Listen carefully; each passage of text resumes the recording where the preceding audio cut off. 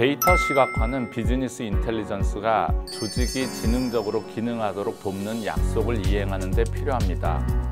데이터 시각화는 수집한 데이터를 우리가 보고 이해할 수 있는 그림들로 엮는 도구입니다.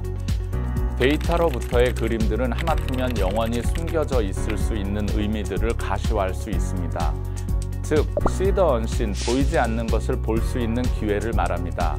데이터 시각화는 기본적으로 두 가지 작업을 수행하는 데 도움이 됩니다. 첫 번째, 주어진 정보를 보다 효과적으로 생각하게 해줌으로써 우리가 그 상황을 이해할 수 있게 도와주고, 두 번째, 그 이야기를 다른 사람에게 명확하고 정확하게 이야기를 들려줄 수 있도록 도와줍니다. 인간의 인식은 놀랍습니다. 우리는 우리를 세상과 연결하는 5가지 감각을 모두 소중히 여기며 아름다움과 무궁무진한 다양한 감각을 경험할 수 있습니다. 그러나 모든 감각 중에서 하나는 우리 주변 세계에서 가장 강력하고 주요한 입력 채널로 절대적으로 두드러지는데, 그것이 바로 시각입니다.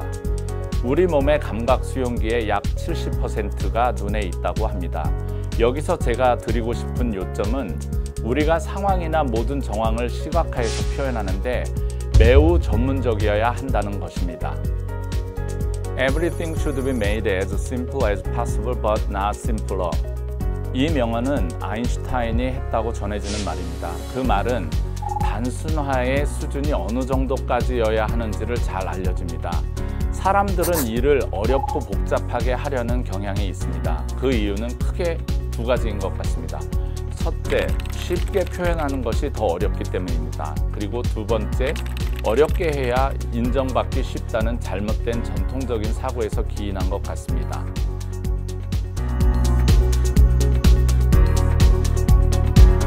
데이터 과학의 정의는 컴퓨터 도구를 효율적으로 이용하고 적절한 통계학적 방법론을 사용하여 실제적인 문제에 답을 내리는 일련의 활동을 의미합니다. 데이터 과학자가 갖추어야 할 능력은 기본적으로 실질적인 문제를 통계적으로 표현하고, 컴퓨터 도구를 사용하여 시각화와 데이터 가공과 모형화를 한 후에 그를 이용해서 실제적인 언어로 의미 있는 결과를 만들어내는 능력의 조합이라고 할 수 있겠습니다. 이 세 가지의 영역뿐만이 아니라 더 나아가 다른 사람들과 협업할 수 있는 태도와 문서나 말로 협업자들을 대화할 수 있는 소통 능력을 갖추어야 합니다.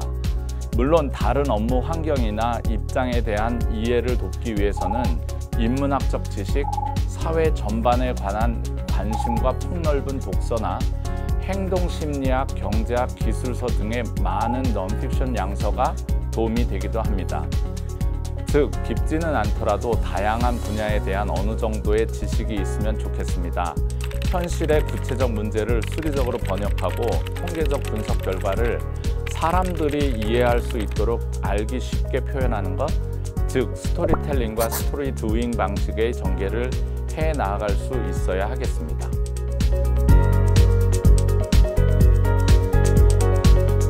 우리는 주변에서 인재 개발을 위한 여러 가지 좋은 말들을 듣습니다. 가령 내일의 직장에는 어제의 인재가 필요 없다, 즉 어제의 기업에는 내일의 인재가 오지 않는다, 또는 평생 직장이 아니라 평생 교육 시대다, 죽을 때까지 공부하는 시대다, 글로벌 인재가 되려면 관심사를 발견하고 창의력을 요구하지 말고 허락해라 등등 많은 좋은 말들로 넘쳐납니다.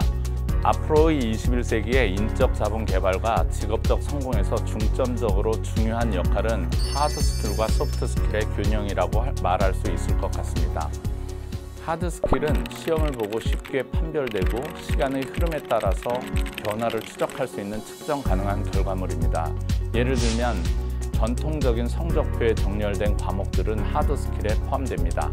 가령 학교에서 수학, 성적, 읽기, 타이핑 또는 직장에서 컴퓨터 프로그래밍, 통계, 특정한 과학적 기술에 대한 지식 같은 역량을 우리가 하드 스킬이라고 할 수 있습니다. 반면에 하드 스킬이라고 불리는 역량을 넘어서서 무형적인 기량, 즉 소프트 스킬을 포괄해야 할 필요성이 있습니다. 협력과 감정을 조절할 수 있는 능력, 그리고 나아가서 유연한 사고 방식이나 해결 방안을 찾는 능력 등 좀 더 세련된 실행 기능 등이 포함되어 있다고 할 수 있겠습니다. 21세기 미래형 인재들을 위한 교육에 대해서는 미국 최고의 발달 심리학자들이 추천하는 6C가 있습니다. 즉, 컨텐츠, 비판적 사고, 창의적 혁신, 자신감, 그리고 의사소통, 그리고 협력을 성공을 향한 개인적인 역량 강화 로드맵으로 말씀드리고 싶습니다. 첫 번째, 컨텐츠라 함은 학교나 기관 등을 통한 전형적인 학습 내용이나 경험으로 축적된 도메인 널리지, 어떤 특정 분야에 대한 전문 지식을 기반으로 한 컨텐츠, 즉 하드 스킬을 말합니다. 유일한 중심이 되어서는 안 되고 컨텐츠를 전개하는 소프트 스킬들이 필요합니다. 두 번째, 비판적 사고라고 하면 우리가 크리티컬 띵킹이라고 할 수 있는데, 컨텐츠로부터, 즉 하드 스킬에 대한 유일한 부분이 아닌 컨텐츠로부터 사실 그 자체를 뛰어넘는 비교 또는 견해, 증거 찾기 등의 다양한 각도에서 사실을 재평가하는 사고를 길러야겠습니다. 가령 예를 들면 역사 연구에서도 오늘날 사실 그 자체보다는 사실을 기반으로 한 트렌드에 따라 재해석하는 것을 훨씬 더 많이 볼 수 있습니다. 세 번째, 창의적 혁신은 거창한 표현보다는 우리가 흔히 주변에서 볼 수 있는 think differently나 out of box thinking 정도로 이해하는 것이 좋겠습니다. 앞서 말한 컨텐츠와 비판적 사고가 창의적 혁신의 핵심 기둥이라고 할 수 있겠습니다. 네 번째, 자신감은 이 세 가지 컨텐츠, 비판적 사고, 창의적 혁신을 바탕으로 한 자신감을 얻는 것이 중요합니다. 여기까지가 우리가 내적인 개인의 인재 역량에 해당된다면, 외적으로는 다섯 번째, 의사소통, 커뮤니케이션을 들 수 있습니다. 대화를 기반으로 공동의 이야기를 전개하는 역량. 그리고 마지막으로 여섯 번째, 협력, 콜래보레이션. 이는 주고받으면서 함께 만들기를 말합니다. 이 여섯 가지를 역량 강화 로드맵으로 꼽습니다. 실리콘밸리에 있는 기업이나 연구소에서 세계적으로 성공한 사람들의 일관적인 습관이 하나 있다고 합니다.